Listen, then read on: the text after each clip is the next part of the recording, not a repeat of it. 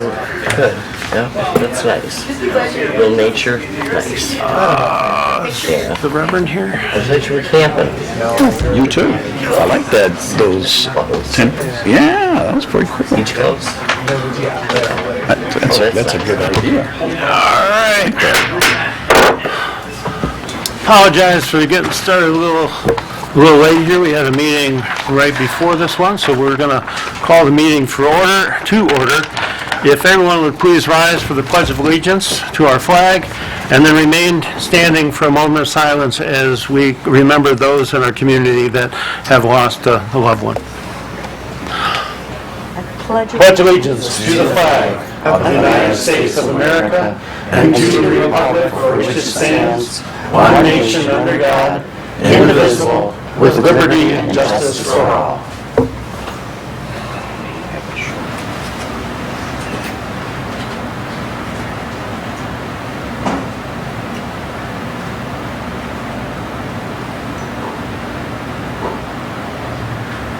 Okay, thank you. We could have roll call. Well, when you're ready, a roll call. Sure, I'm going to get ahead with this one. Here. And I'm not going to. Here. Kelsey? Here. Ross? Here. Salcido? Here. Tobin? Here. And Mayor Carnes. Here. Thank you. Mark me here, but I'm voting by absentee.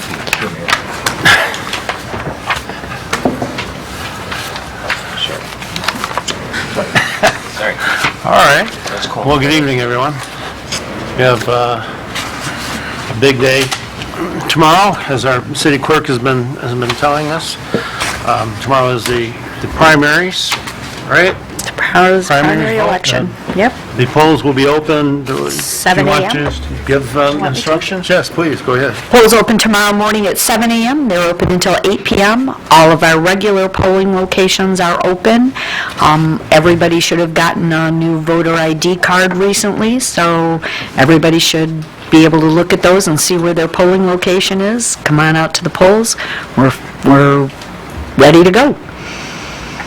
Okay, very good. And that is all day tomorrow. And speaking of votes, I got notice from the Honorable Gretchen Whitmer that our proposed levy has been approved to go on the ballot in November, and that would be the renewal of the police and fire millage. So that is a good thing.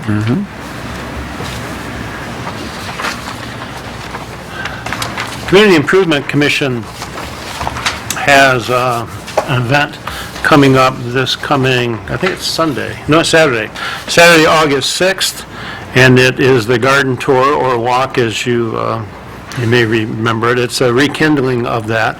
It starts at 10 o'clock at the Historical Museum, where you can get a map of the locations where there are. I think there are 6 this year to be visited. And you can also leave a donation for the Historical Museum if you still so see fit. So that is Saturday. And there's another event coming up in August that we need you to get behind, folks. So it's going to be celebrating of 70 years of Lincoln Park Little League. Now, if you've played in Little League in Lincoln Park, or you were a coach, or you were a manager, or even a sponsor for that, come on out, because we're going to have a little bit of a game put together by all the people that come out, the past players. You don't have to bring equipment because the equipment will be there. It'll just be so it'll be the LP Little League alumni ball game at 11 a.m. at Quant Park. And if you're interested in playing in the game, you need to check in by 10:30 a.m. And then there'll be an all-alumni gathering, 1 p.m. to 3 p.m. on the grounds of the Historical Museum. So, and again, any former players and coaches are invited. So there's no real rules right now for how the teams are going to be set up. We'll go with how many people show up, and then I guess make the selections as it goes, but it should be a fun afternoon. So if you've had anything to do with Little League in the past in the city of Lincoln Park, come out and celebrate the 70th anniversary for that.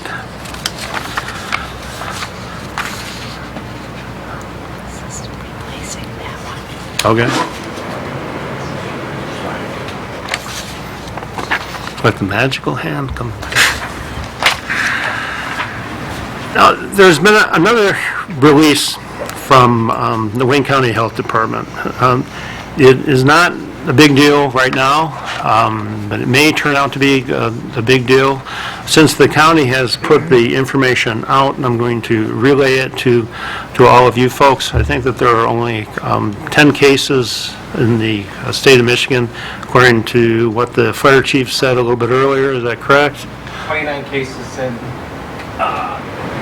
Michigan, 11 in Wayne County, 10 of those being in Detroit City. 29 in Michigan, 11 in Wayne County, 10 being in Detroit. So thanks, Chief Prince, for bringing that. But we'll just go over this. Monkeypox vaccine. The vaccine is recommended for people 18 and older at high risk for monkeypox infection.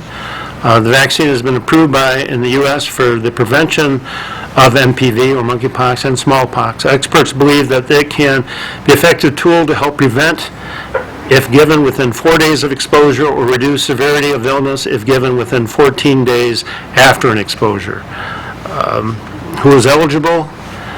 Due to a very limited vaccine supply in Michigan, the vaccine is prioritized at this time to those who meet one of the following criteria. 1, you are over 18 years old and were exposed within the last 14 days, or you had a close physical or sexual contact with somebody who was diagnosed with monkeypox, or 2, you are 18 plus years old, identify as gay, bisexual, or other man or transgender, or gender nonconforming and gender non-binary person who has had sex with men in the last 14 days, have had intimate or sexual contact with multiple or anonymous sex partners, or 3, you are 18 plus years old and within the last 14 days you had close physical or sexual contact with other individuals in a setting where there may have been cases of the monkeypox.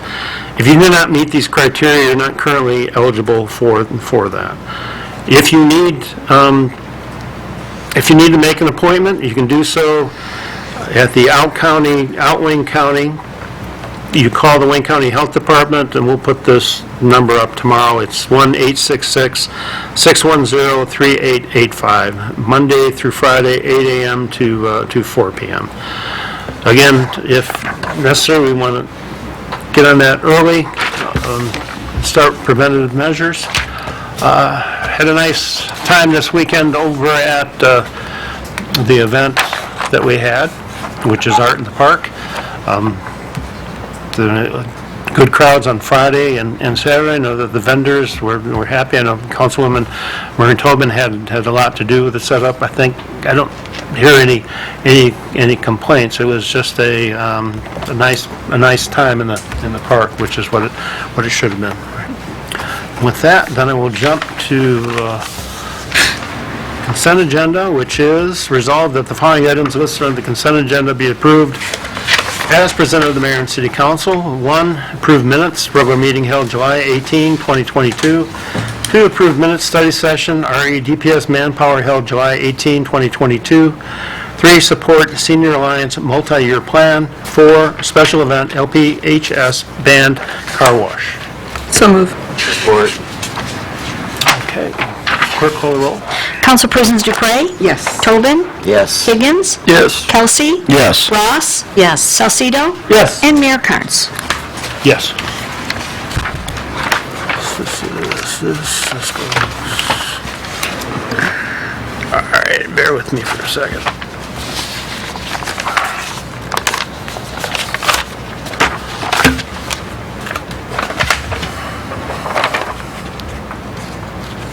Thank you. First action item is I don't know what the proper verbiage was, but carried over from last meeting.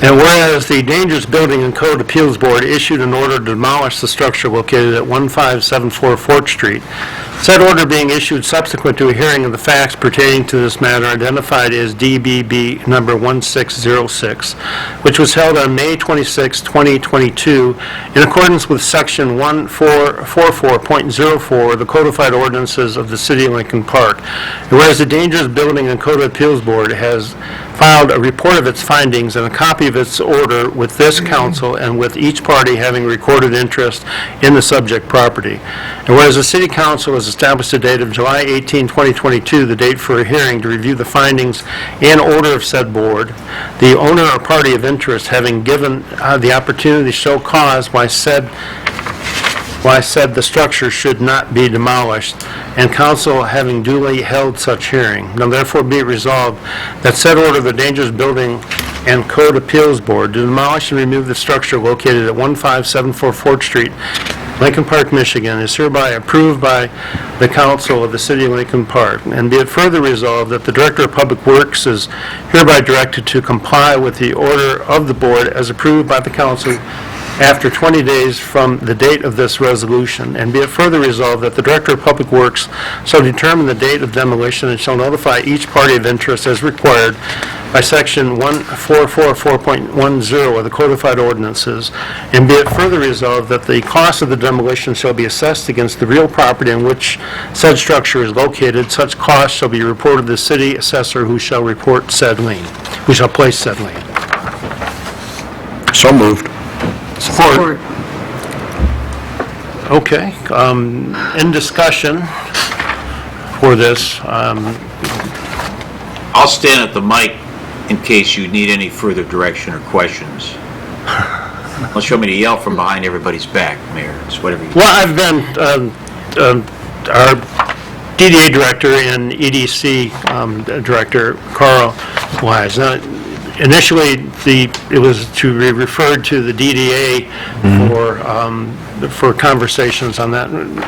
Carl, would you please relate what the DDA reported? Yes, in accordance with what we laid out at the last council meeting, we did reschedule a meeting of the DDA that had to be canceled the week prior because of a lack of quorum. We had that meeting last Tuesday. I was not able to attend in person because of family issues, but I participated with the 5 members that were in attendance. There was quite a lengthy discussion about the property, and to get to the bottom line, the DDA did not want to get involved with any degree of heavy financing to address the issue before you. The DDA did mention that if by some chance a legitimate project came forward, they might entertain our downtown facade grant program, but that was about the extent of it. Okay, so since then, I'll report to you that I have had a conversation with a gentleman that the city has executed a sale of real estate to in the past. His name, of course, is P.D. Dannaik, D-A-N-D-N-A-I-K. He's the fellow that made the proposal to purchase from the city another property on Fort Street, and actually one on Dix Avenue, but the one on Fort Street is 2215 to 2225. I think you're all familiar with that. My point is that I talked with Mr. Dannaik, and I also met out at the site with Piyush Anam, who's his contract manager. They both either over tabletop, and in the case of Piyush, she was out at the site. He took a look at the building, wanted to confirm a few things. Bottom line with this is that I understand that they are interested in the property. That would be to purchase it and rehabilitate it. They, as I understand it, have tendered an offer to the property owner, Mr. excuse me, I forgot his name, but he's part of the record already. And, I don't know what the status is of the offer or anything of that nature. I also understand that you're probably going to have to take some kind of action because this thing has been lingering on for so long. There might be, and maybe your attorney can speak to this, but there might be a period of time between any action you would take this evening to see if the purchase offer and the project would ferment and become viable, at which time you might be able to rescind or pause any of the action you take this evening. So that's kind of where we're at. I know Leslie Lynch Wilson, who's on the DDA, she understands, the decision or non-decision of the DDA, yet she is a local expert in historic preservation and the like. I think you've met her before and, seen her causes. She's here this evening as well, and if you would, you might want to give her an opportunity to speak to the project. I haven't shared any of this information on this proposed purchase with Leslie, so, that's news to her as well as to you. That was something that took the course of the day to accomplish. And again, the property owner is here this evening. You might be able to ask him to validate that he did receive a proposal, if that's something he's considering. Okay? Any other questions? Thank you, sir. You're welcome. Thank you. Ed, would you Yes, sir. comment on that, please? Well, council's being asked this evening, mayor and council, to affirm the decision of the Dangerous Buildings Board and Code Appeal. Oh, use the microphone. Mr. Mayor is in conformance with his obligation, presented to council the decision of the board, asked council to affirm it. Council has prerogatives beyond an affirmation today, which those of you who have been here more than a decade will recall has been done in the past. You can affirm and confirm the order today. There's a 21-day appellate period to Wayne County Circuit Court. This building's not coming down in 21 days or 41 days or 61 days based upon timing.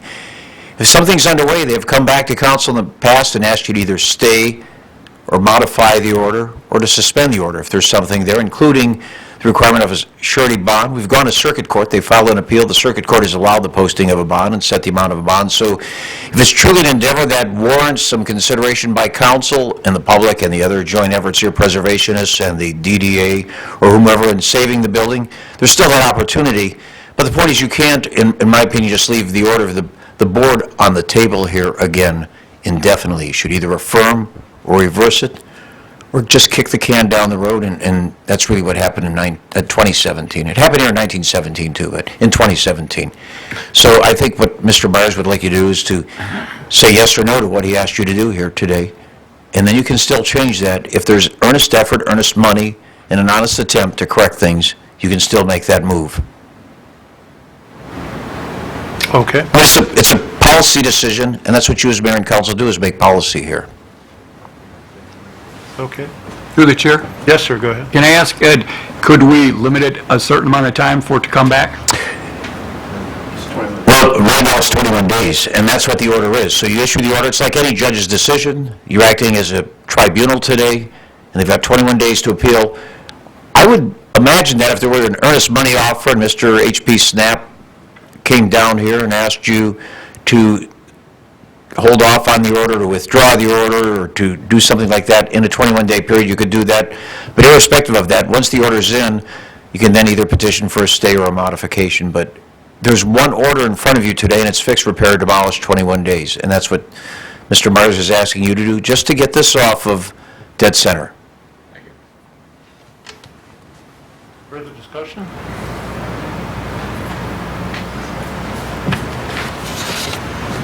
Yes, sir, you wish to be heard? Okay. Mi nombre es César Escobedo, soy el dueño del edificio 1574 de la Forest Street. My name is Cesar Escobedo. I'm the owner of 1574 4th Street, and I'm Cesar Escobedo Jr., the translator. Thank you. Estuvimos analizando la propuesta de la compra del edificio que nos consiguió Carl. We were analyzing the proposal for the offer to sell to the client that Carl talked about earlier. Tenemos también otro cliente potencial que nos lo quiere comprar. Es una compañía hispana, se llaman, ¿cuál es el nombre? Es no, es Detroit for Cash. Aquí está. In other words, we also have another offer from a different company called Detroit for Cash LLC. We have here a commercial purchase letter of intent as well. Esta compañía, aparte de este negocio que tienen diferentes, tienen un realtor, tiene compañía de construcción, tiene compañía de plomería. Ellos pueden edificar pronto el edificio. This buyer is, they have various businesses. They have construction, plumbing, and stuff like that for construction. Y bueno, yo hablando con el dueño de la compañía me dijo que se comprometía en hacerlo lo más pronto posible para arreglar el edificio y ponerlo a código. And in talking to the owner of this business, he said he was interested in buying the property and fixing it up as soon as possible. Y en la propuesta me dice que él compraría el edificio para los primeros de septiembre. And in this commercial purchase letter of intent, he states that he would be interested in buying the business, buying the building by early September. Y si en caso de estas propuestas no funcionaran, pues yo tengo dinero para tratar de rescatarlo. Tengo alrededor de unos $25,000 para empezar la construcción si en caso no se puede hacer la venta. In case that the purchaser it doesn't go through or anything like that, I do have about like around $25,000 to $30,000 to try to repair it up to code. Espero que nos den la oportunidad de rescatar el edificio. Se me ha complicado mucho, la verdad.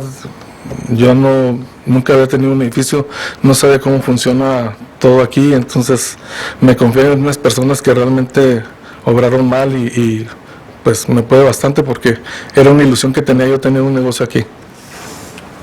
I hope you would give us the opportunity to either sell or try to repair the building. It was my first building trying to have here in Lincoln Park. Got guided by people that didn't give me good advice, but it would be appreciated if we could get the opportunity. Sería todo por hoy. Gracias. That'd be all. Thank you. Yeah. Do you read the letter of intent? No, I don't. No. John Myers?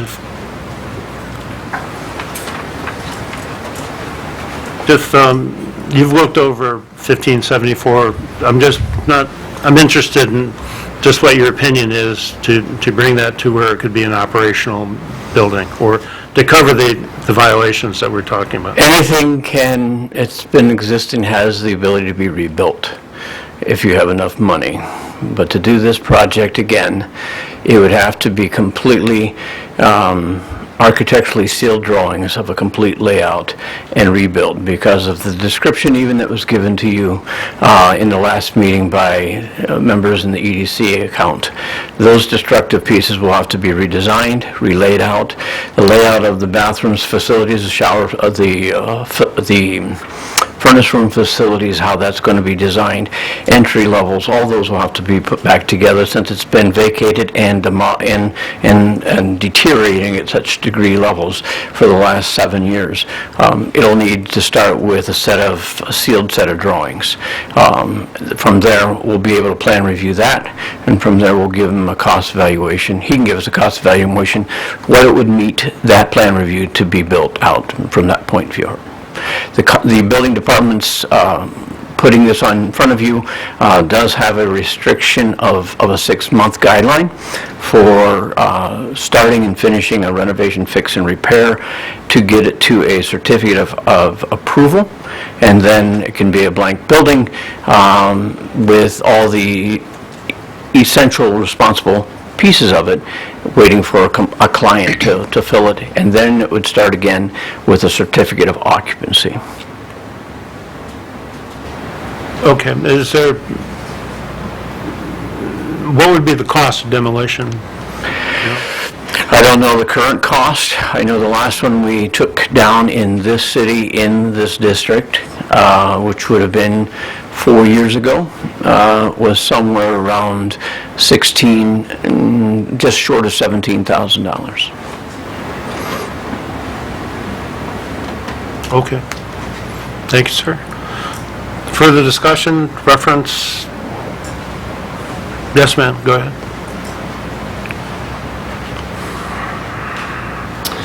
Hi, Leslie Lynch Wilson. I'd like to ask you to give the opportunity to save the building. It's good news tonight that there's several potential buyers.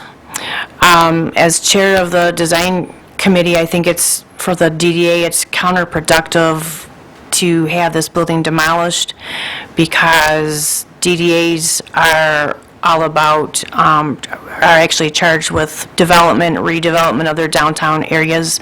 And from an urban planning standpoint, it's crucial that this 20-foot wide building remains so that the foot traffic in this block is not reduced. And as I stated at the last meeting, downtowns need blocks of continuous, what they call street walls, continuous buildings to increase foot traffic, as opposed to be dissected by vacant lots and parking lots. And this is a key block for DDA development, and we know this is not a dangerous building per the structural engineer's report. And being a gutted building, this isn't really enough reasons to demo, because gut rehabs are very common in commercial construction, especially in retail and office buildings, which sort of brings back memories to me, because my mom was a registered architect and urban planner. So as a kid living in northern New Jersey, I used to get dragged around to different construction sites, because she did bank design for a while, freelancing for a Philadelphia company that did bank interiors. So my brother and I would get dragged around to these construction sites, and I recall, like, this was like 1965, so I was like 5, but I recall that these banks were at the stage where their only exterior walls with studs, concrete floors, and ceiling, which is exactly what 1574 Fort is right now, except for, the needed repairs that are what was listed in the structural engineer's report. And there is a cost to demolition, because in addition to the demolition costs, there's also added costs of maintenance of a vacant lot. Property taxes are less for vacant lots versus buildings. So I hope that you will give Mr. Escobedo opportunity to save the building so this can get renovated to a new use, because we certainly can use an additional business along there. Thank you.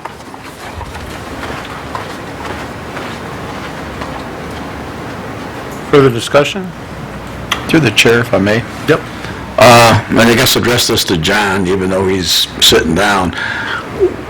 John, what would be the optimum time to say that this has to go forward? In other words, does the person have to come up with the drawings at least by a certain period of time to show intent, or the customer who's buying it has to at least come and say, hey, I'm willing to pay it and move it forward? I guess this thing's been dragging on since I don't know when, and the DDA doesn't have the wherewithal to do it money-wise and all that, but where do we draw the line? I guess, how much time... What would be the time frame? According to the building department's ordinance of dangerous building code and ordinances, once you make a decision at the council level to fix and repair, my responsibility is, within that 21 days, is to give them a notice of what is their legal responsibilities to put that building back in order in front of us and be in compliance with it. That makes that 66 months. And so that would mean, if there's nothing that occurs in the first 21 days and we put the letter out in front of the owner or the present or the current at that time possible new owner, he still needs or she needs to comply with set of drawings, completion of application, a completion of permits, and completion of a certificate of approval at the end of a 6-month cycle. Through the chair, to John, if we upheld this demolition, because you got 20-some days, and I think Ed said something, it could be a little longer, would that give the client at least the ability to show intent before this goes any further, or is that too short a period of time? No, the 21 days, Councilman, means the city can't do anything for the next 21 days. There's another option, and I don't intend to glean what your policy is here or to pretend that I'm a diplomat offering an alternative. If council really wants to give a foreign opportunity to come back with something positive, you can modify the order today, ordering that a plan be presented to council for saving the structure within, and I would say 28 days, based upon the best representation they did, and then to revisit to affirm the rest of the order to take effect 28 days from today, which would put you right past Labor Day. In fact, your meeting, I believe, would be the Tuesday after Labor Day, and that would give you the opportunity, and that's when the 21-day period would start. So you could modify the order. You have all that power as council, but it's something that you don't want to let sit, but in terms of diplomacy, 5 years, 4 weeks, I mean, who's counting at this point? Unless you think it's indeed, and Mr. Myers convinces you this evening, that the building needs to come down now because it's tumbling down. Understand one thing on behalf of council, that you look at this in the best light to all parties, and there's something meretricious, but the analogy one bright city attorney drew decades ago is your mother's on life support, then you all decide to go visit her, and you have to draw that parallel here and decide where are you moving, you're going to keep her on life support, or what are you going to do? And council should make a decision one way or the other, and I have no problem in supporting that order if you went to circuit court, giving them 4 weeks to come with the appropriate plans, and on the 4 weeks from that day, have the order take effect on the 2nd. Would that be, what day would that be, Mr. Manager, the first meeting of, or Madam Clerk? September 6th, on the 6th of September. So that gives them approximately 5 weeks to come back with something hard and concrete for you here. And it's not that I'm looking to work or not work with all the divergent interests here, because they all should combine to have the correct interest, which is to make downtown safe and beautiful. And that's your policy decision. But if you'd like to do that, you can do that here. If you really want to give them a chance, that's your opportunity. It's like what we used to call the last clear chance doctrine. Thank you, Mr. Myers and Ed. Thank you. I'm all set. Through the chair, Yes. I'm going to be honest and just say that I like Ed's modification. I don't like the idea of a hole being there, and it's so narrow.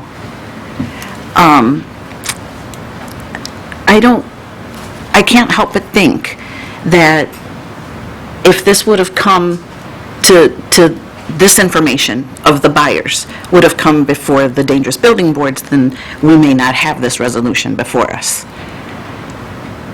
So I would like to give them some extra time. That's a resolution. You'd have to modify the resolution. Modify the, Move to amend. Yes, move to amend. Is that, John, is 21 days or 28 days, is that enough time for drawings? Well, no, it's not enough time for drawings. But for a proposal? I'm sorry for interrupting. Apologies. No, you're good, Ed. That's what I meant to say. It For gives them the proposal. opportunity to come back. They mentioned a plan within 4 weeks. This, theoretically, if I'm adding right, Madam Clerk, it's 5 weeks. It is. And have the order take effect that day, then they still have 21 days. I mean, it's like final jeopardy. I'd support her amendment, Your Honor. Oh, okay. Does the mover and supporter accept that? I don't know who moved to support, but they I accept. moved it. You have no problem with that? Yeah, I don't want to do it. So what do I say then, Ed? Just Then no? they move to vote. You vote on the amendment first, then. Okay, Okay. all right. So, discussion on the amendment, then. Through the chair, Your Honor. Yes, sir. Yes, Leslie brought up a good point. Also, Ms. Ross also, I don't want to see a vacant building or vacant lot between two buildings. However, I don't want to see next December that the new owners ain't doing nothing with the building. So let's move forward. It's not in a neighborhood where there's children playing next door. It's downtown. Let's preserve the building. Let's give the new owners a chance. So that's why I'm in support of this amendment. Okay, further discussion on the amendment? Yeah, the only thing I would, through the chair, excuse me, the only thing I would say is John Myers is quite articulate about what it's going to take to do this building. I don't see it happening. And I think for a lack of stealing a phrase from Ed, kicking it down the can down the street's not going to get it. I mean, I'd love to do it, but no. Thank you. Through the chair? Yes, sir. I just think that, where I agree that the building in its present form is in horrible shape and needs to go, but the hole that it would put in our downtown area will never be filled. It's not big enough to even put a parking lot there. It's not big enough that anyone is ever going to invest any money into that. No one's going to build another building there. So if we're voting to leave a lot there, then we're voting for a lot that's going to be there empty probably for the rest of our known existence. So I would have to say that I'm willing to give them at least 30 days to give them a look at this. Okay, further discussion on the amendment? Clerk, call the roll. Councilpersons Ross, Yes. Salcido, Yes. Dupre, Yes. Higgins, Yes. Kelsey, No. Tobin, No. and Mayor Carnes. Yes. So next we would have further discussion on the resolution as amended. Then clerk, call the roll. Councilpersons Kelsey, No. Higgins, Yes. Dupre, Yes. Ross, Could you word that again, please? the original resolution as amended to 28 days. Yes. Salcido, Yes. Tobin, No. and Mayor Carnes. Yes. Okay. So next we have...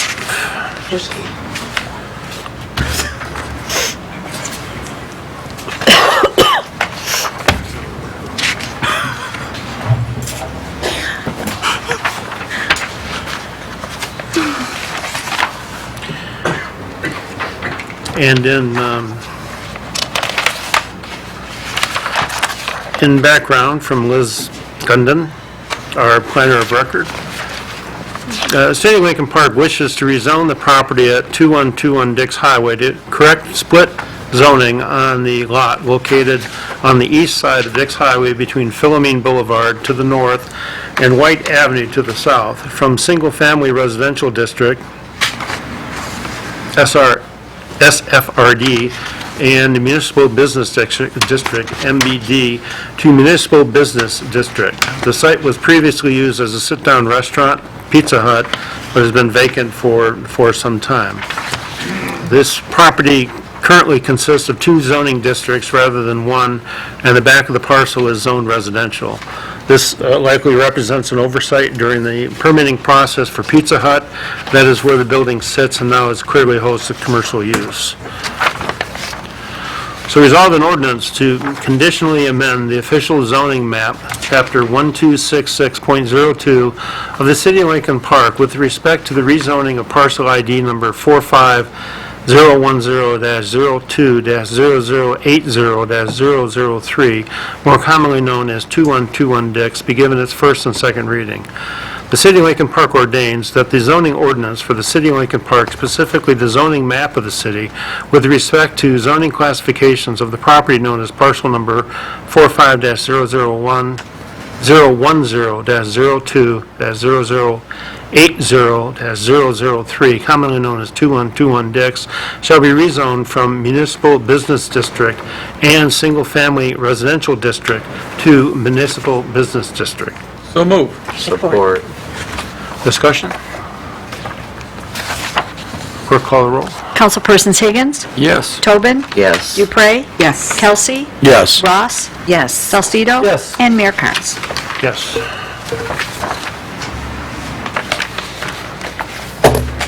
Next item has a cover letter from Carl Weiss, our DPS, not DPS, our DDA and EDC director. Advise on behalf of the Lincoln Park Downtown Development Authority, the city of Lincoln Park has been awarded ARPA funding from Wayne County government for the project referenced above, which is the development of a downtown fitness park,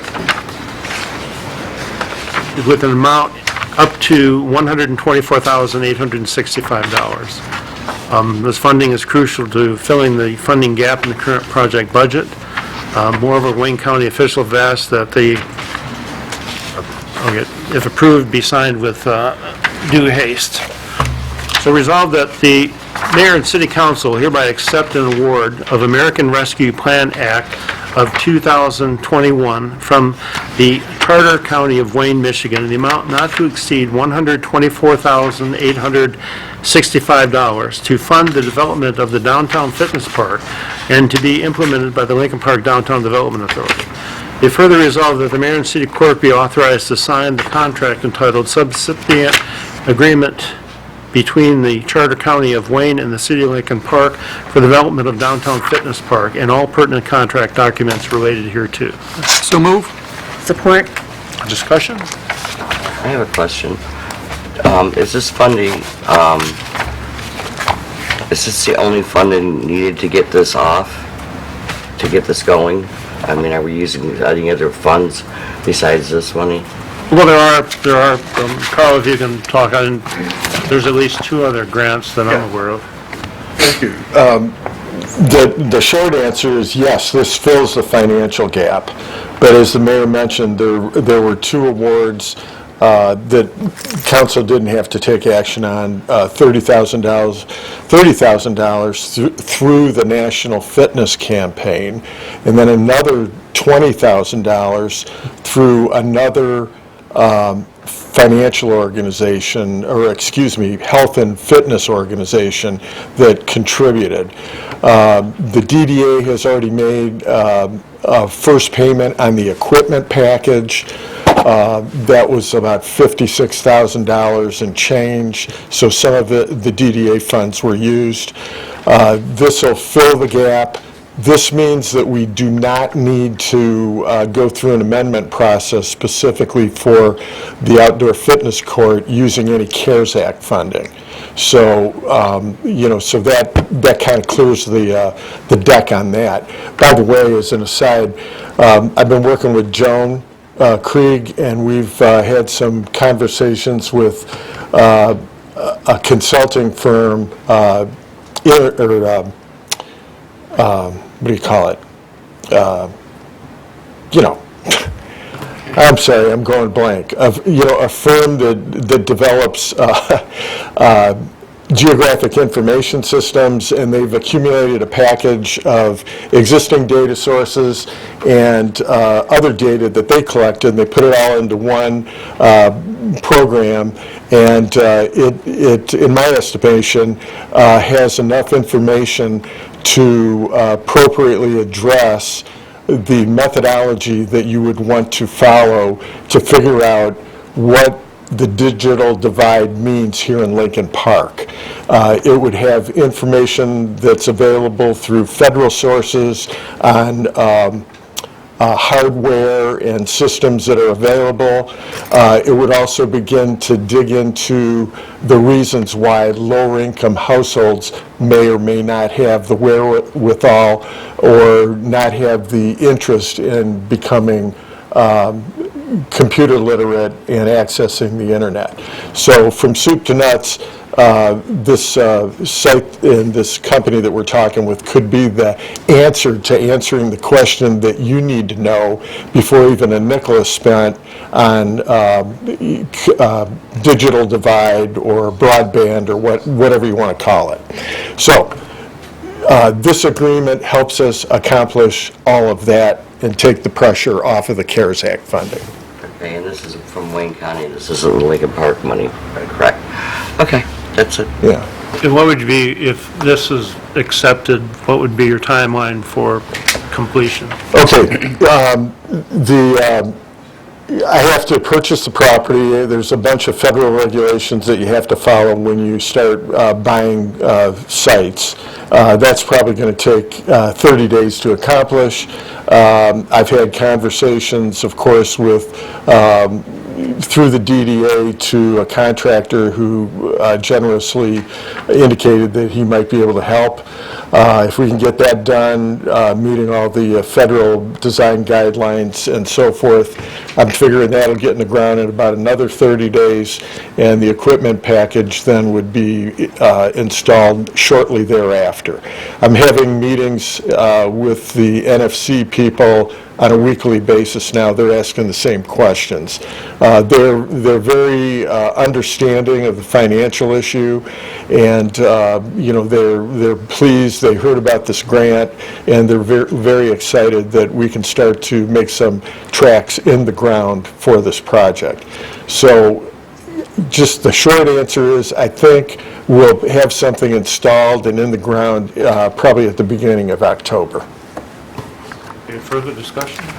Yeah, through the chair to Carl, you said something about, we gave $125,000 out of the CARES Act.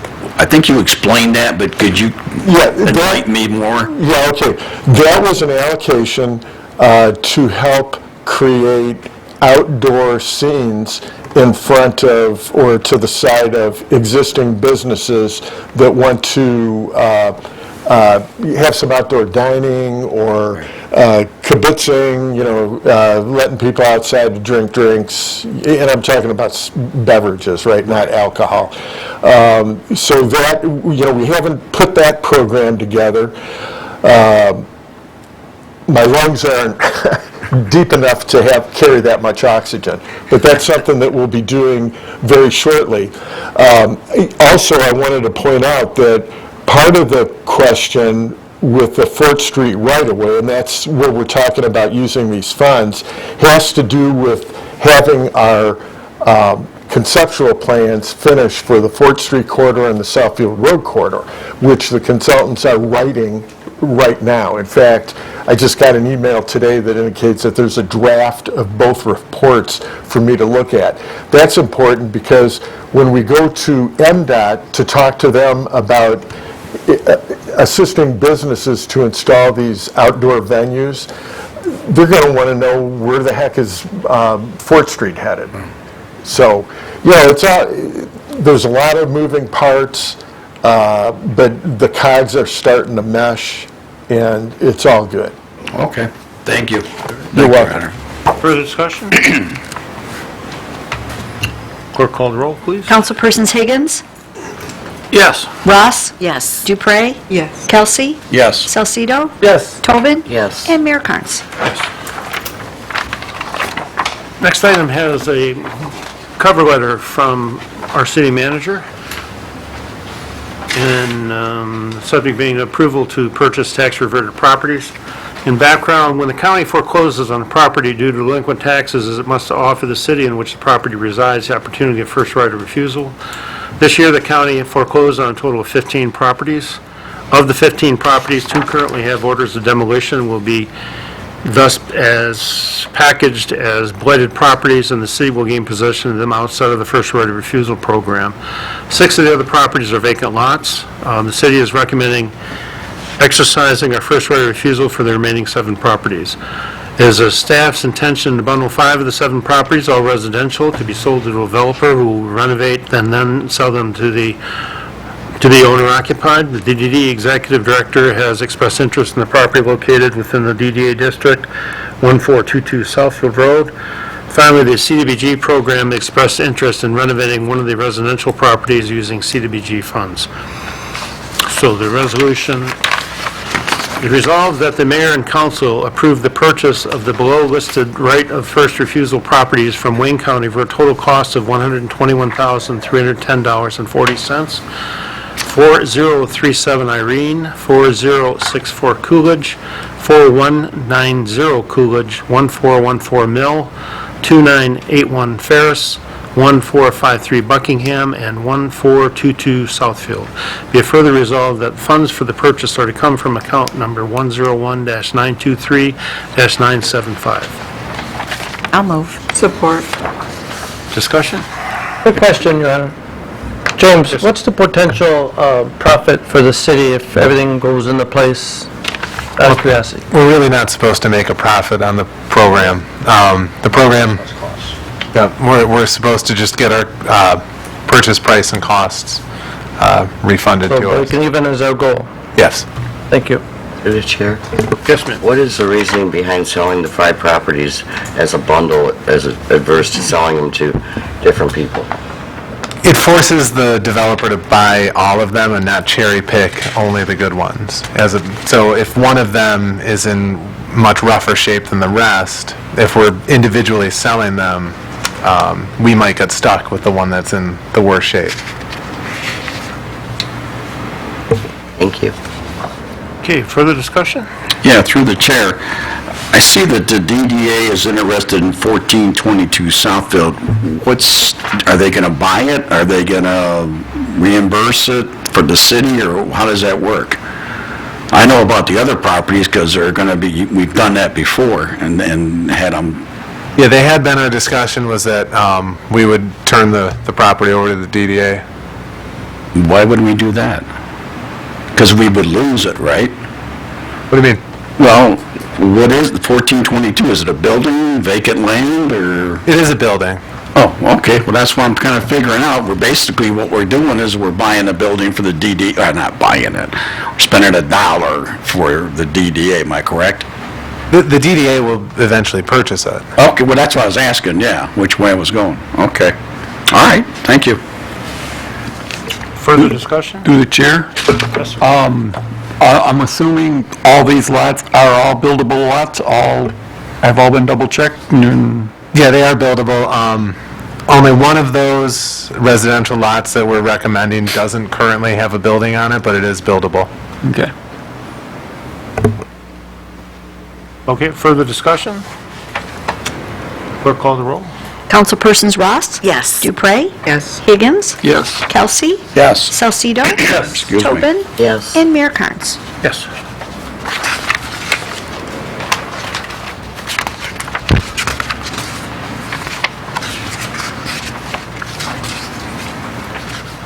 Next item has a cover letter from Chief Roy Waters of the Police Department, and it has to do with the contract between the City of Lincoln Park and Lincoln Park School Board for school resource officers. This contract renews our previous agreement from 2020, allowing 2 full-time police officers to work in the Lincoln Park schools. The school board will continue to pay a portion of the wages and benefits for both officers. This agreement has been beneficial for both the Lincoln Park Police Department and the Lincoln Park School Board. These officers provide both safety and a positive role model to the students. Resolved that the mayor and council approve and renew the police liaison agreement between the Lincoln Park School Board and the city of Lincoln Park. Be it further resolved that mayor and city clerk are authorized to execute the liaison agreement. So move. Support. Discussion? Clerk, call the roll. Councilpersons Higgins? So move. Ross? Yes. Dupre? Yes. Kelsey? Yes. Salcido? Yes. Tobin? Yes. And Mayor Carnes.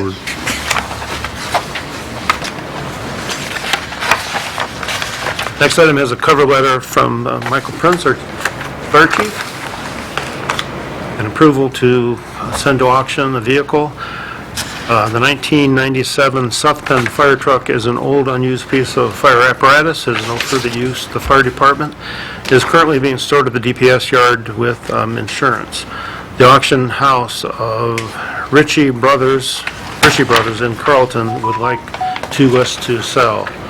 So whereas the City of Lincoln Park would like to dispose of one old fire truck, E41 1997 Sutton, then 1S9A 1BLD 7W1003094.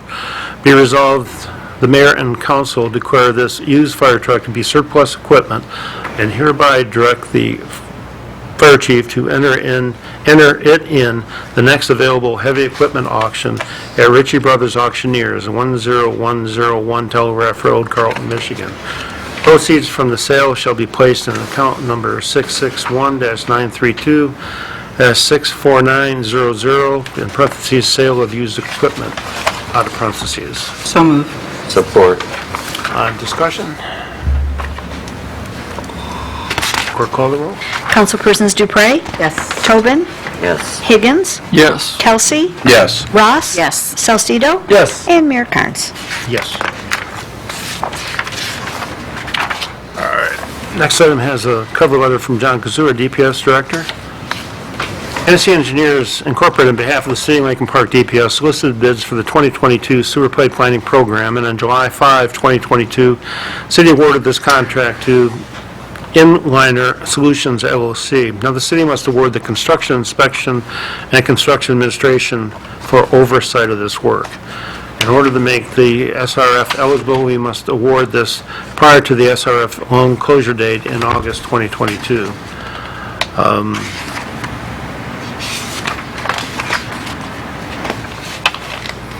Based on Inliner Solutions LLC contract award on July 5, their submitted estimates schedule has 300 workdays. So construction inspection, 300 days at $528 per day, $158,400.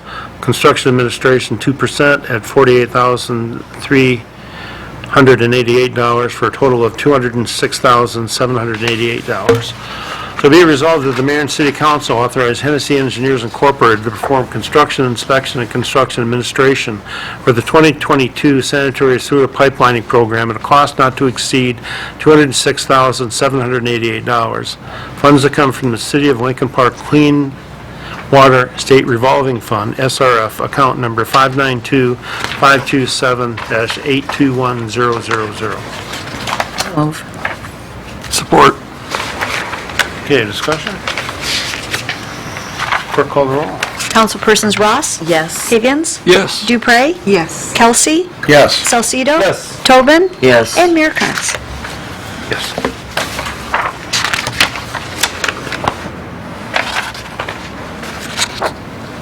Next item is also from our DPS Director, Mr. Kazoo. Background, Hennessy Engineers Incorporated, on behalf of the City of Lincoln Park DPS, solicited bids for the 2022 sewer cleaning and televised investigation. And on July 5, 2022, the city awarded the contract to Safeway Transportation out of Romulus, Michigan. Now the city must award the construction inspection and construction administration for oversight of this work. In order to make this SRF eligible, we must award it prior to the SRF loan closing date in August of 2022. As a fiscal impact based on Safeway's transportation submitted estimated work schedule awarded on July 5. Construction inspection, 60 days at $528 per day, $31,600. Construction administration, 2% at $4,980 for a total of $36,660. Be resolved that the Marion City Council authorize Hennessy Engineers Incorporated to perform construction inspection and construction administration for the 2022 sanitary sewer pipe cleaning and televising investigation program at a cost not to exceed $36,660. Funds to come from the City of Lincoln Park's Clean Water State Revolving Fund, SRF, account number 592-527-821000. Also move. Support. Discussion? Clerk call the roll. Councilpersons Ross? Yes. Dupre? Yes. Higgins? Yes. Kelsey? Yes. Salcido? Yes. Tobin? Yes. And Mayor Carnes. Yes. Next item is a cover letter from our DPS Director, John Kazoo. Last week, CRA learned of a new funding opportunity for structural deficient poor bridges through the Infrastructure Investment and Jobs Act, IIJA, for a new competitive bridge improvement program. IIJA provides the funding for bridge replacement, rehab, preservation, protection, and construction as part of the IIJA Bridge Improvement Program to modernize bridges and make them safer for all users. MDOT revisited its priority list for structural deficient/poor bridges last week to see what the most compatible with the BIP criteria for bridge safety, traffic, cost benefits, etc. Lincoln Park has the following two bridges on this eligibility list. Harrison Boulevard, built 1965, structure 12498. Emmons Boulevard, built in 1964, structure number 12500. If Michigan receives an award from IIJA Bridge Improvement Program, the City of Lincoln Park would only have to contribute 20% of the construction costs as matching funds to make our Harrison and Emmons bridges safer. So whereas the county road agencies of Michigan are responsible for 75% of the state's roads and 52% of the bridges, all of which are vital to Michigan's economic welfare and the safety of its residents and visitors.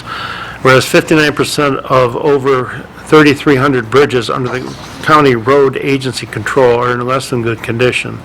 Whereas the Infrastructure Investment and Jobs Act, IIJA, provides funding for a bridge replacement, rehabilitation, preservation, protection, and construction as part of the IIJA Bridge Improvement Program to modernize bridges and make them safer for all users.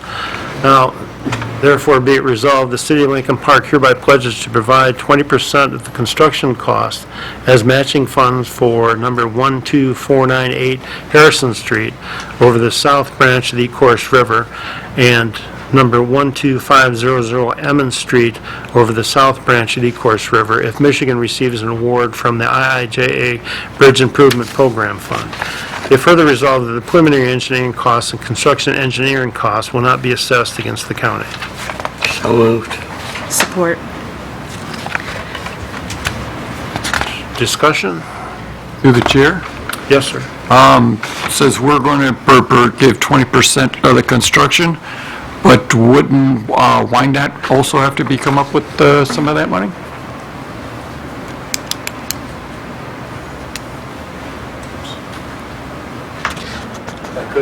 Sure.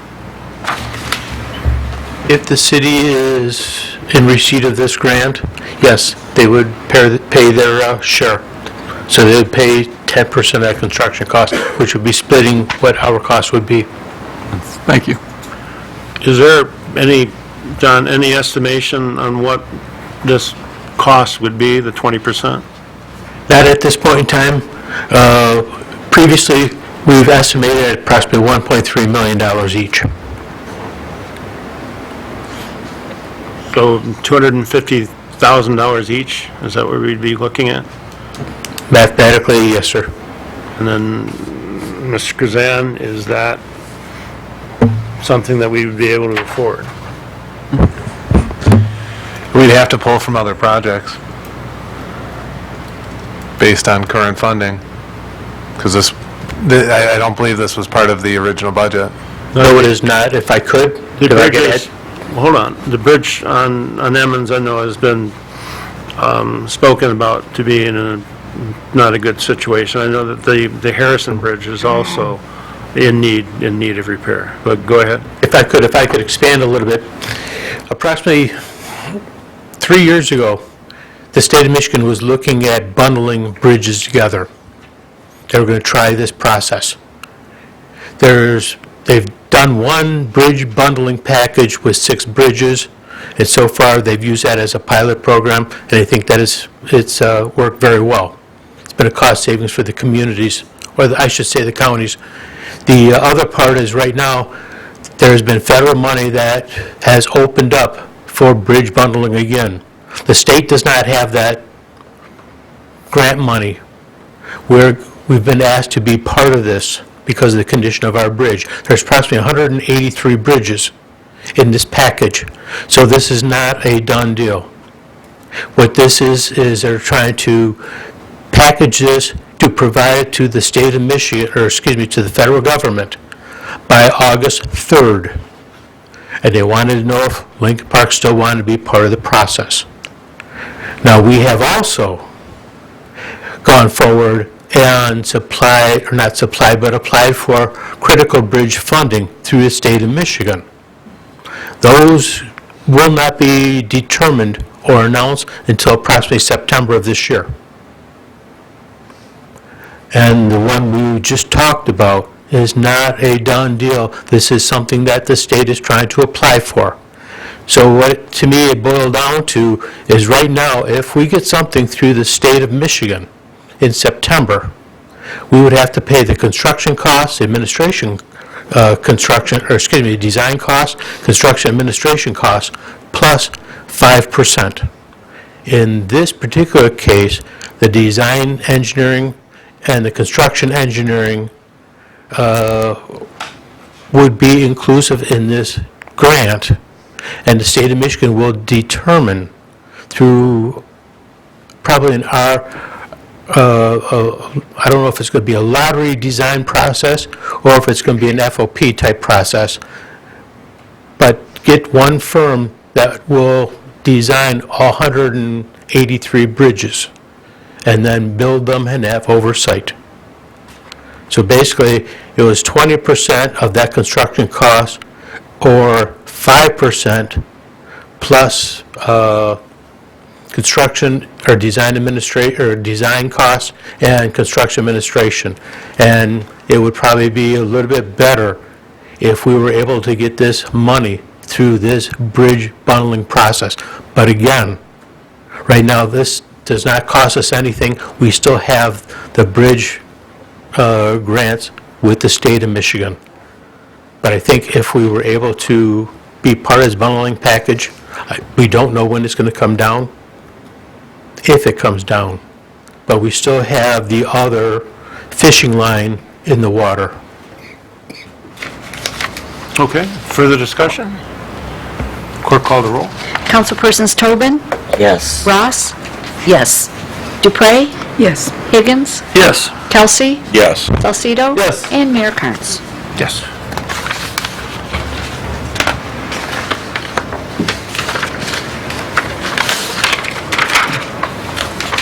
Next item is from our Chief of Police, Raymond Waters.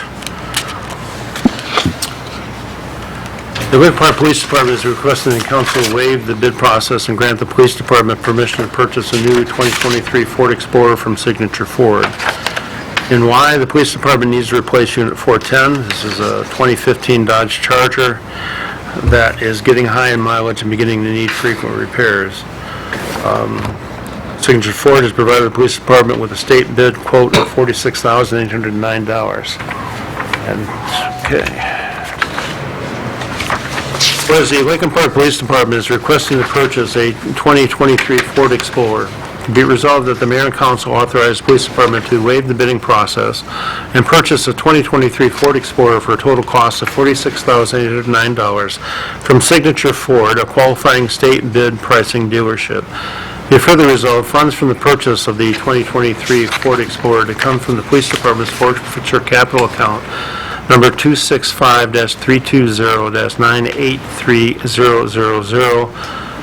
265-320-983-000.VH04. I'll move on. Support. Discussion? Your Honor, I have a question. Yes, ma'am. On this one, are we getting the service warranty where, you know, where it does the oil changes and? The chief is saying no. we're No? not. Okay. Okay. Further discussion? Yeah, question to the chair. I see on the resolution, it talks about a 2023 Ford Explorer from Signature Ford, but on the one document from, it talks about a 2022 Ford F-150 Super Crew 4x4 police responder pickup for the same price. Are we getting an Explorer or a pickup truck? F-150 pickup truck. Oh, okay, because Explorers, that's what I asked. Yeah. Okay, so we're not, okay, that's good enough. It's for an F-150? It's F-150. Didn't change. All right, we will amend the resolution. Is it good with the supporter? Yes. Okay. Good catch. Further discussion?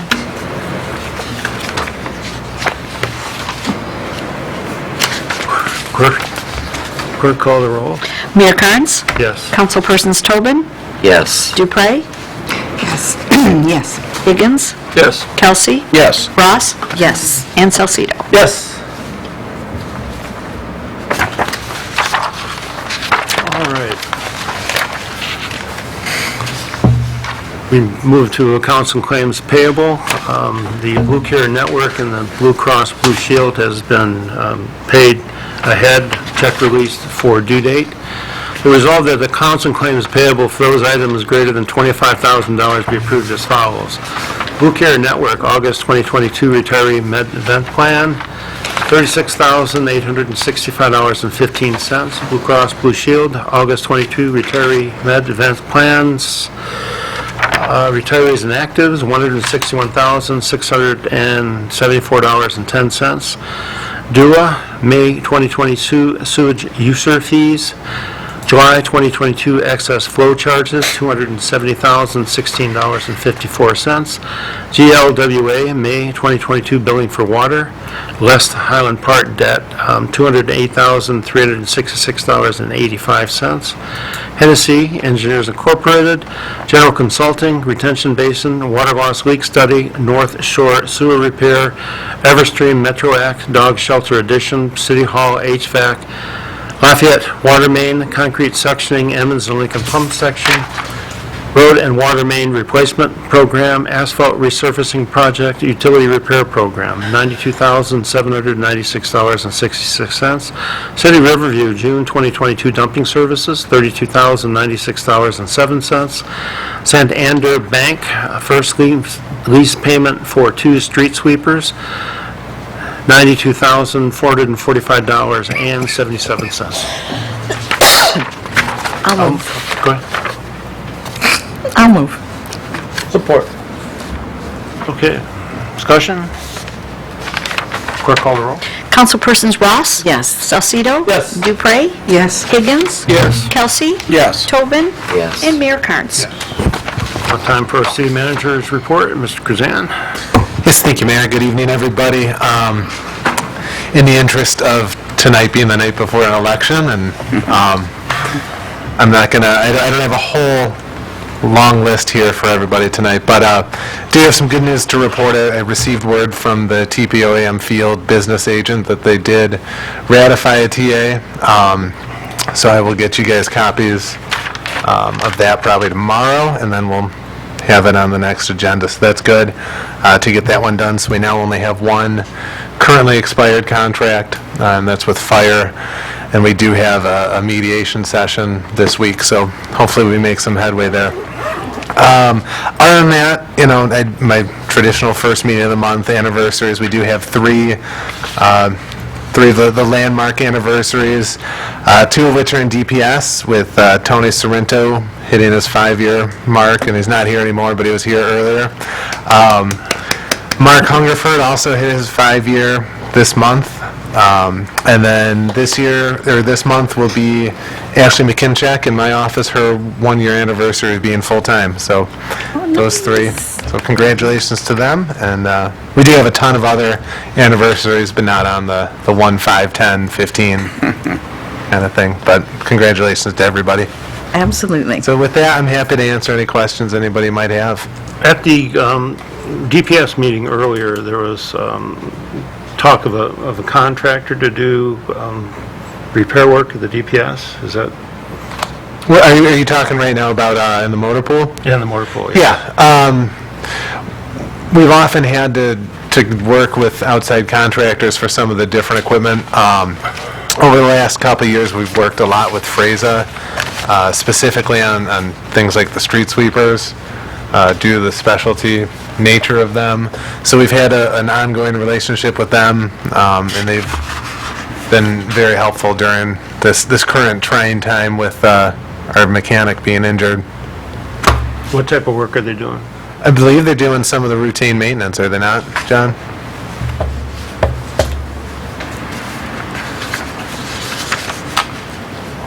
It's typically routine maintenance. Right now, they're doing a lot of police department oil changes, stuff like that, and other needed items that they can do. What they can't do, depending on if it's an Explorer, it'll go to a Ford dealership. Same thing with our equipment. They're helping us with our semi, our water repair van, our Vector truck, other dump trucks, pickup trucks, other specialty equipment that need attention, need repairs, keep them functioning. We've got a stump grinder right now that needs some work.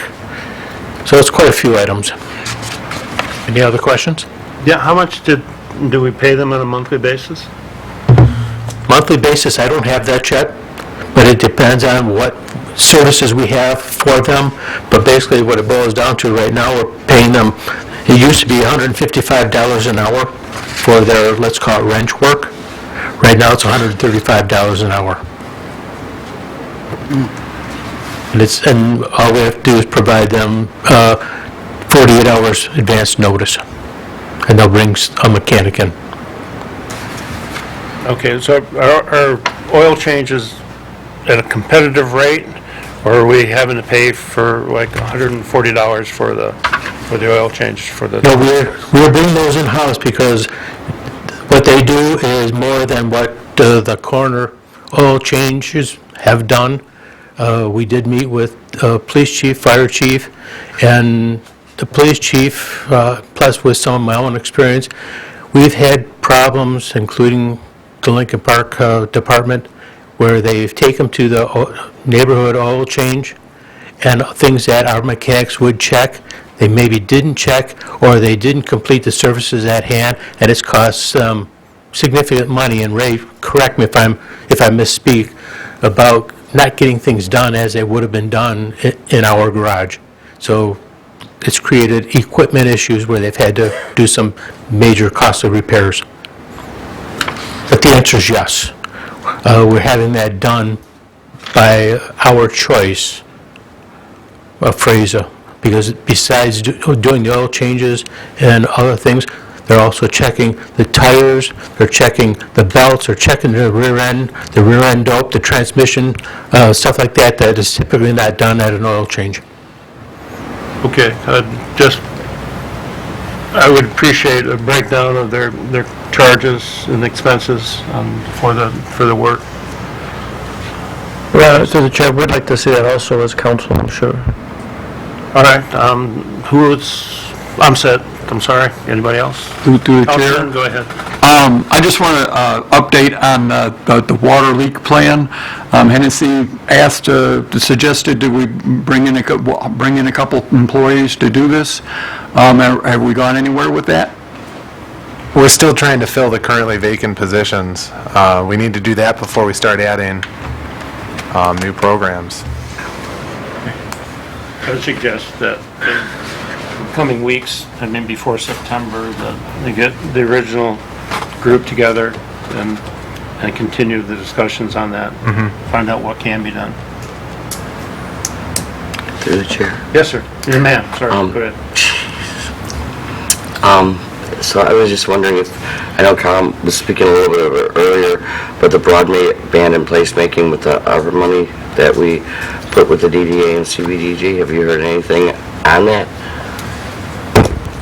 Well, let's remember, the CARES Act and the ARPA are two different funds. The placemaking with ARPA is totally separate and hasn't been tied to the broadband. I believe we're starting to look at a study for the broadband, but over the last couple weeks, we haven't gotten very far. Okay, I thought that we're putting something together for the broadband with the DDA also. So, right, yeah, we're working towards it with this being summer and vacation times. And then, we started the thing where we're going to do the cleanup on Lincoln Park, and that's going to be a priority as far as, the meeting we had with the guy on that. Tell me some of the stuff we've accomplished.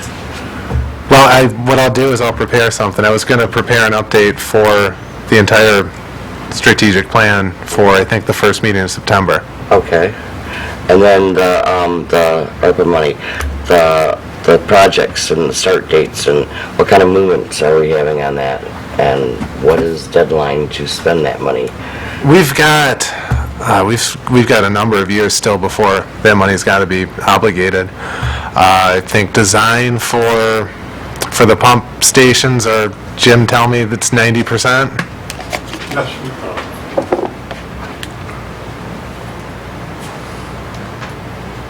That is correct, yes. We'll be meeting next week, actually. There's a scheduled meeting for the 90% completion. So that project obviously is taking up the majority of the currently allocated funding, those two pump houses. The animal shelter, you guys have awarded the final design for that. City Hall windows is a project that's coming. You made any progress on the windows? As I mentioned in my email about a week ago, that should be, the RFP should be on the August 15th meeting. I know there was either. Right, well, and the RFP is gonna be two options, one to be with the historical recreation or a standard remove and replace. And the generator and the front doors? Generator, finally got word back today from the state that so there was an issue between the natural gas and diesel. The cost for natural gas was going sky high. And so in order to make the money actually work, it was suggested to look at a diesel, but because of the grant we got from the state, we had to get confirmation that we could change it. And I just got that back today. So what's that? We can. Yeah, and so there should be an RFP on the August 15th meeting. And the front doors? City Hall front doors, that'll be once we get the windows going. And the DPS front of building, the doors and... You know what? Last I heard, the doors had been shipped, but parts were wrong, and please, John. The doors at the DPS also include, I'm going to say, safety glass in our front counter area. They were supposed to be in Friday to do everything. I was not in the state on Friday. When I came in this morning, I saw that there was simply the frame for the glass. That was it. I've got to call into them because, as Mr. Krzan has already said, the first time the products were supposed to be in, they sent the wrong components to match with the door. Now we've got a frame for the safety glass and nothing else. And I don't know where everything else is. I've got to call into the contractor with no return call yet. Thank you for the updates. Appreciate it. For the chair, please. Yes, ma'am. Good. James, I know you've been on vacation, and good for you. So I'm just going to ask the newly open businesses and recycling reports. Right. So the new open business report, we've ran into a snag because the person who has been putting that together is actually on maternity leave. The recycling is still an ongoing battle with GFL to get the information. Thank you. But yes. Through the chair, if I may. Yes, sir, go ahead. Just two quick things. I'd like to know, do I need a motion that you come back to the council in 30 days with a rough idea when you looked into the manpower and what we're going to do? I mean, I don't know. I don't want this thing to keep going since 2003. And what I'm saying is we talked about a lot of stuff tonight, and I haven't heard any date when we're coming back to give some resolves. So I need to know when we're going to have, have we figured out how much manpower or not? Have we decided whether we can afford it and where the money's coming from? Have we decided to hire temporaries for whatever to come in and do some of the stuff that we can do? And how is the process going for the new hires if we're going to try to get more exposure to different elements to hire new people, or try to? And I'm beating a dead horse. We talked about this. I want to know from management when you're going to come back and give us some kind of update. Long story short. I could probably provide an update in about 30 days as to what's been done. That's fine. I just want to make sure it doesn't fall off the table, that's all. No big thing. The last thing I got is, did we discuss all the fire protection inspections for all the buildings? Did I miss a meeting or something? I know we talked about the police department, but I mean all the other buildings that were inspected. We haven't done a study session on it. Most of the issues in the other buildings are pretty, I don't want to call, but basically minor maintenance type issues that we've been slowly working to address. Okay, thanks, that's all. Thank you. Anything further? Hearing none, then we'll move on to the department head report. Today it is library. Hello, Nicole. Hello. I will keep this short. We just successfully concluded our 6-week summer reading program, and it's the first time since 2019 that we've been able to have in-person story times and weekly movies, as well as having some special magic show and animal program. So it went really well. Our youth librarian is still tallying the final numbers, but we have had over 100 participants finish the program. So that was going pretty well. There will be a final party for the participants on August 9th where they can win some prizes and get some goodies. So I just really want to commend our youth librarian, Andrew Drummer, for doing such a good job on that this summer. There hasn't been too many new developments since my last report. I think the one main thing is we are no longer charging a fee for the DVDs. They are free to rent now for the 1 week. And that's mostly due to the number of DVDs being released has gone down quite a bit with streaming, so we don't have as much of an expense there. And I think that has raised our numbers for circulation and made it more accessible to our residents. And I just wanted to remind people that we're a distribution site through the Michigan Department of Health for the free COVID-19 tests. If anyone is in need of one, they can come in during library hours and pick one up. And we're continuing to work with them on that.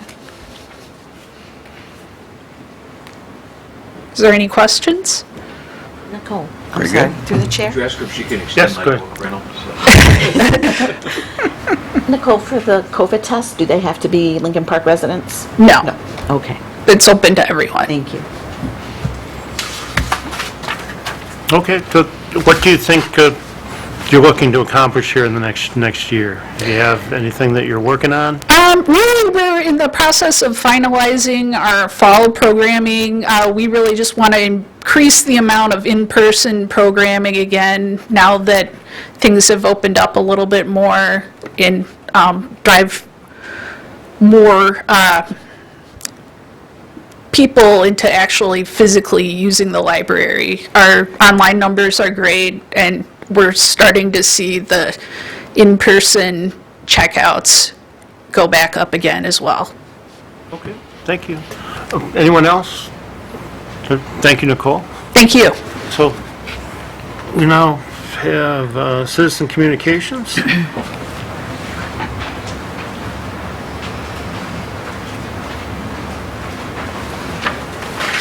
Hi, Leslie Lynch Wilson. So if you're wondering why my t-shirt says Think Food Safety, it is because at this Sunday, August 7th Farmers Market at 1 p.m., we are doing a food safety event. It is also the start of Michigan Farmers Market Week, National Farmers Market Week, which is August 7th through 13th. So our food safety event is going to be a demonstration of how to use a digital kitchen thermometer. Doing the demonstration for us will be Mark Rodriguez, who heads up the food service departments at Lincoln Park Public Schools, Southgate Public Schools, and Wyandotte Public Schools. We will also be distributing free digital kitchen thermometers as well as the USDA magnet, Is It Done Yet? So we have 100 of each of those, so we need you to come. And so you can get your digital kitchen thermometer and your magnet to put on your refrigerator. This food safety event is possible because Lincoln Park Farmers Market was one of 10 Michigan farmers markets that were awarded the 2022 Food Safety Training and Education Fund Grant by the Michigan Farmers Market Association. So we are one of actually only 2 markets in our area, southeastern Michigan, Wayne County, that got the grant. In Detroit, the Hope Village Farmers Market would be the other southeastern Michigan one. And all the other markets are Carroll Farmers Market, Muskegon Farmers Market, Mount Pleasant, Ionia, Ypsilanti Farmers Market, Adrian, St. Louis, Michigan Market, and one up in Grand Rapids. So this is going to be a great event, and there's really great information. People can learn about how to use a digital kitchen thermometer for food safety.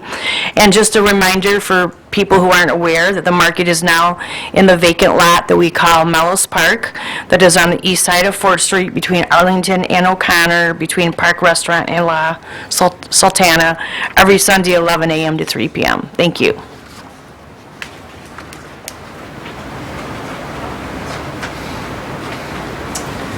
Good evening to the council and the mayor. It's nice to be able to talk to you tonight. I have a concern that I will...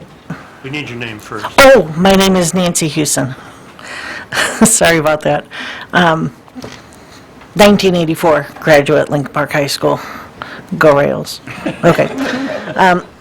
So I'm looking for your support or advice in an issue that I see around the city, most specifically on the street where my mother lives. And that is, one of the citizens puts a flag out on his fence that goes around his backyard, but it faces the street. And it's got the most offensive language on it. The word that starts with F that I wouldn't begin to say here. There are children that play in the area. There are families that are right there on the residential street. And I feel like we've heard a lot tonight about trying to keep the city nice, trying to make it a pleasant place to be. And it takes just one person. It takes one person to be a trendsetter, and it takes one person to set off a fire that could spread this kind of behavior throughout the city, and that's a real concern for me. As a mother, as a person that I'd like to think has a little bit of good sense, I think it's grossly offensive.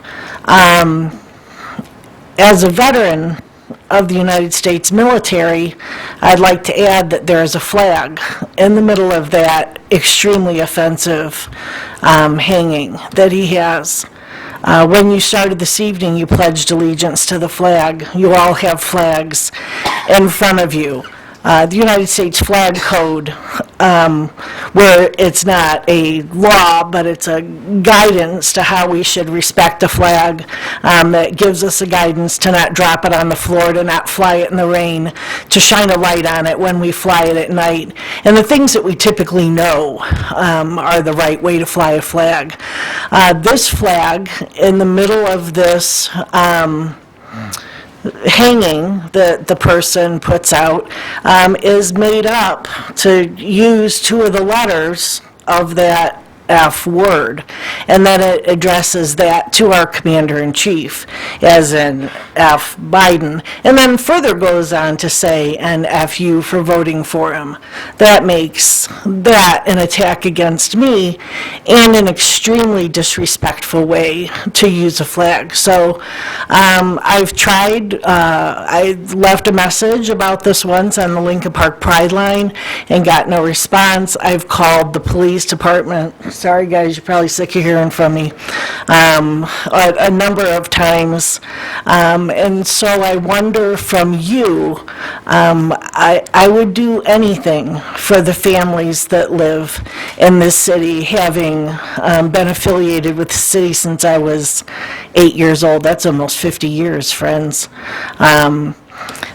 I don't want to see this city go that way. It takes one person to start that fire, and then it takes apathy to allow that kind of anarchy to take over. So advice I would appreciate, support according to the city ordinance. I think it's Chapter 6, Section 3, I think, gives the council the authority to make decisions about signs and billboards and whatnot. I don't know how much it covers this. The police department has told me this is a First Amendment issue. if this person would like to fly a flag that said Joe Biden's a great big jerk, I think that would be fine, but he needs to keep the United States flag off of it, and it needs to have language as such that I think that people should be comfortable with their children out in the neighborhood with. So if there's any advice you can give or Why don't we bring our city attorney over and see Well, what... as council's aware, the police department always has good advice. They gave you the correct answer. There's not a thing you can do in terms of legislating or enforcing good taste. If that were the case, the tattoo artists and body piercing businesses would be out of business if you could do that. However, what you might do if you're a veteran, you know that if you contact the American Legion or Veterans for Foreign Wars, the VFW or the American Legion, they have flag protocol issues that they bring about, and you might complain to them that they're using the flag in conjunction with a political statement, which violates the purpose of the flag. The city is powerless to enforce that. It's powerless to enforce the words that you intimated were on the sign. As the Supreme Court has ruled in the past, you can't. You can't stop or legislate what they say. So I would suggest you start with one of the flag veteran organizations and let them know, because if the fellow's truly, or the woman is truly a veteran, they'll talk to them about their protocol and what to do. But on the other hand, you saw on January 6th, you can take that flag almost anywhere you want, do anything you want with it. So although everyone here feels what you feel, which would be umbrage at the use of the flag in language that's not proper in the neighborhood, the second bit of advice I'd give you is that inasmuch as not legislating good taste, sometimes the best thing you do is ignore it, because there's only one on your block and not 100. I'm just concerned that the one can turn into 100. And at what point would we draw a line? Where could we... Personal taste, ma'am, it's like the color of your tile on your floor. And I wish there was a better answer, but the police are correct. So is there a challenge to the law that we could... Well, there have been plenty of challenges, nothing the city can do because you've lost before, Mayor. And there is the exact same case that you raised here with the Detroit police officer and a circuit court judge back when the mayor and the chief were young police officers, and the use of that language, which you can now use in court too. So, sad to say, there's nothing that can be done in terms of a challenge. I suppose you take up your own personal challenge, but nothing the government can do. That'd be interfering with free speech. There's penalties for infringement on the First Amendment. What about, we know that there are limitations to free speech in the event that, the old example of yelling fire in a movie theater or something that could incite other people. This is one of those. And if he yells fire in a crowded theater, you could prosecute him for that. I can't think of a case anywhere in the United States of America where you could stop that type of free speech, nor can you stop someone from having an election sign for 2020 and not being happy with the results, still having it on their lawn, and it's old and blighted and rusty, or the bumper stickers on the back of the cars. There's not a thing you can do. That's what I presume makes this country so great, is you allow them to have their speech no matter how dumb it might be. Or how offensive it is to our neighborhoods. Right. That's very unfortunate, but thank you very much for hearing. Okay. Is there anyone further? If you're coming up. Yep. My name is Dwayne Weeks. I've been a long-time resident of Lincoln Park since 1961, when my parents moved in when I was a year old. Been here a long time. Saw a lot of business come and go, and we're talking about keeping things nice and clean in the neighborhood, which is great. Now, I'm getting older, and you see a lot of things that really bothers you, I guess, turning into my dad. But I live over off of Mayflower and 4th Street. Now we have an ongoing problem with a lot of homeless people are collecting over at Kennedy Memorial. I got pictures and stuff of these people hanging out there, sleeping all night, leaving their trash there. And one yesterday was over there by the liquor store, the Lincoln Liquor, changing his clothes right in the middle of the street. And today, when I got home from work, they were kicking one of the drunks out of Lincoln Liquor. This is just today, just kicked them out of the, and, there's kids and stuff that play around the neighborhood and all that, and plus, like I said, it's it's a memorial, Kennedy Memorial, and it's getting trashy over there now. It started off with one, then you see two, now I count up to 5 of them over there. And it's just not a place for homeless people be, leaving their trash there and just, hanging out there, because kids go over there and stuff, and we all know homeless comes around, crime goes up too. And, we're all concerned about it. So we're trying to figure out what we can do about that. Well, we have been, matter of fact, I met with the... I'm sorry, I got my hearing's real bad. Oh, I'm sorry. Been a long day. Met with the city attorney earlier today in direct conversation for what we're talking about there, whether to the interpretation of loitering and what that means, if you can enforce loitering at the monument like that with all of the other items. Yeah. I've also been in contact with our chief of police in order to have that checked at night, the officers, because the park is definite. It closes at dark, and no one is allowed in the park afterwards. Okay. And so enforcement action can be taken at that point. So if you see people in the park after hours, you can call the police department and report them. Yeah, which I have. Okay. Yeah. I mean, well, they should. If you call and you don't get response, let me know. My extension is 1225 here. Okay. Yeah, because I want to keep, because it's very important to keep the sanctity, I guess, of the war memorial that's there. And you can't have it just turned into just where I think that it's just causing detractment of what the members gave to have their names on there. And it's a lack of respect for that.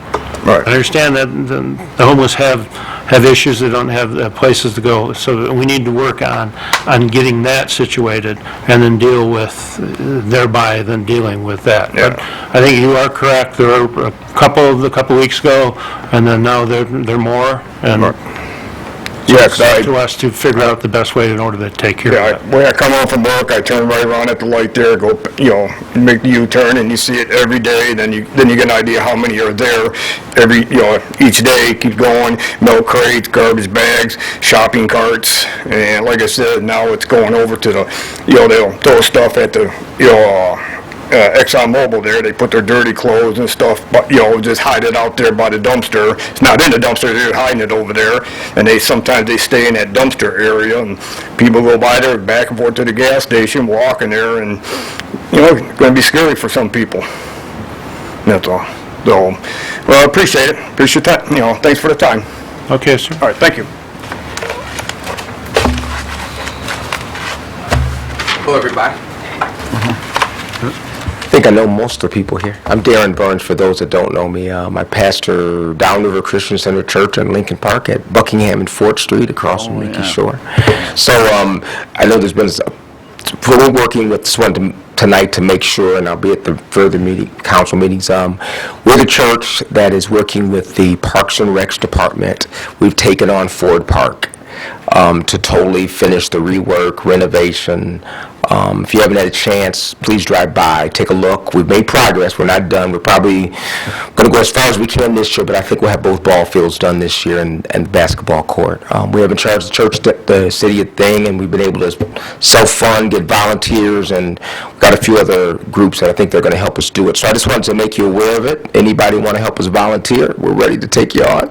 And no, we're looking for people to finish this park. And it's not just our church, so we have neighborhood meetings, so it's the neighborhood that is doing it. So let me make it clear, it's not our church was leading the pack, but we have engaged our whole neighborhood with this project, and I'm hoping it starts some movement in the city to get other nonprofits and neighborhoods to collaboratively work to transform the park.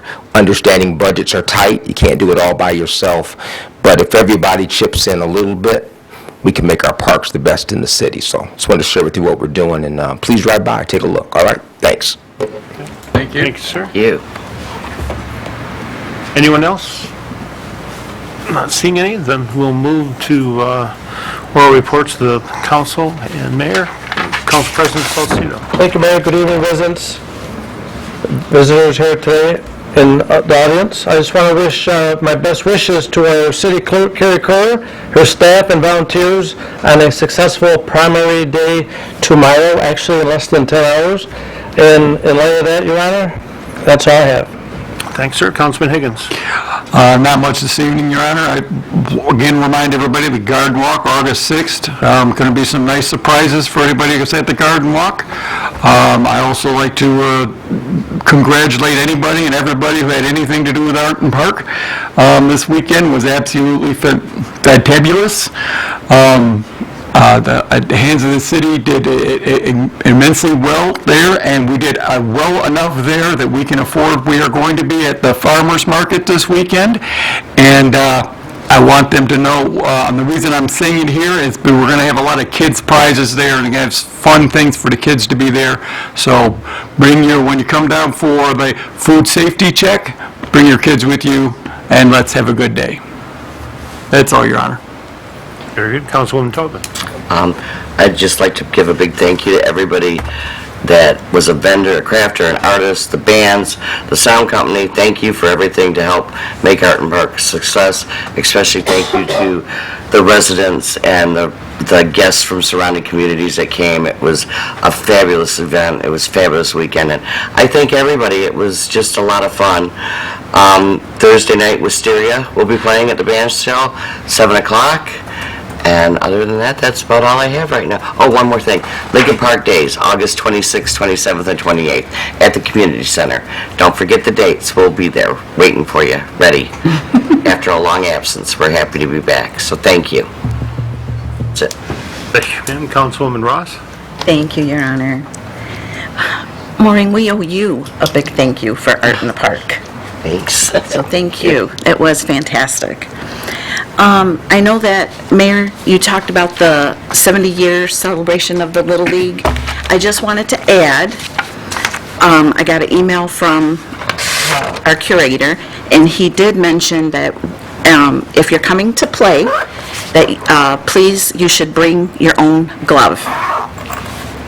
Okay? And that is, again, on Saturday, August the 20th. And I have a save the date. August 1st, the Historical Commission is going to do a centennial dinner. That's all I have. I don't have details. I'm sorry, October 1st. I don't have, I'm sorry, October 1st. I don't have any details. I don't know what the price of tickets will be. I really don't have anything else but the date. So I figure if I give you the date, you'll write it down and plan to buy some tickets and join us. We'll be at the high school. At the high school, yes. At the high school. We can tell them that. Yeah. Well, I guess it's a return, right? They haven't done it in a couple years. They used to do their annual meeting at the high school, yes. Yeah. So that should be nice too. And Councilman Kelsey, happy birthday. Thank you. Happy birthday. I think that's it, Your Honor. Councilwoman Dupre. I want to say to the pastor, thank you very much for helping with Ford Park. Parks are one of my pet projects. Speaking of parks, this weekend on the 6th is the park cleanup at Marion Park, which is on the north end. It's the park that's behind Little Caesars on Southfield. That's how everybody seems to know it. And other than everybody get out and please vote, I have to say good night and God bless. Councilman Kelsey. Good night. Thank you. I'll entertain a motion to adjourn. So moved. Support. Clerk call the roll. Councilperson Salcido? Yes. Tobin? Yes. Dupre? Yes. Higgins? Yes. Kelsey? Yes. Ross? Yes. And Mayor Kynes. Best finish you've ever had. I know. See that?